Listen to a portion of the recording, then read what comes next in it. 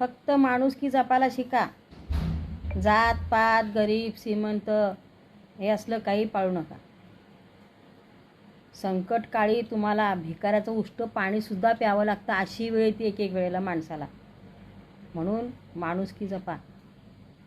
भिकाऱ्याला लाथ मारून जेवता जेवता तुम्ही ढकललात, हाकलून दिलात, पण त्याच भिकाऱ्यानं तुम्हाला चक्कर आल्यानंतर पाणी प्यायला दिलं, हे विसरू नका. त्या भिकाऱ्याचंच पाणी तुम्हाला प्यावं लागलं चक्कर आल्यानं. तुम्ही उन्हात चक्कर येऊन पडला होता आणि तुम्हाला भिकाऱ्याचं उष्ट पाणी पिऊन जगावं लागतं. अशी वेळ येते माणसाला. म्हणून गरिबाला तुच्छ समजू नका. माणुसकी जपा फक्त.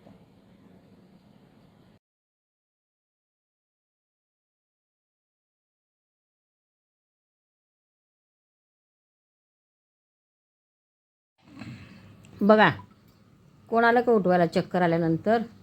हां, म्हणून भिकारी जरी असला तर माणूसच आहे तो सुद्धा, हे विसरू नका. त्याच्या परिस्थितीमुळे तो भिकारी झालेला आहे.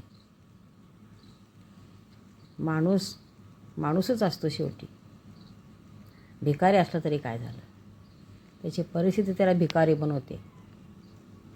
म्हणून माणुसकी जपा. आज त्या भिकाऱ्यानेच तुम्हाला उठून बसवलं, पाणी पाजलं, तोंडावर पाणी मारलं, डोक्यावर पाणी मारलं. हां, कोण आज आलं तिथं तुम्हाला वाचवायला? पाणी पाजायला कोण आलं तिथं? त्या भिकाऱ्याचं उष्ट पाणी प्यावं लागलं ना तुम्हाला.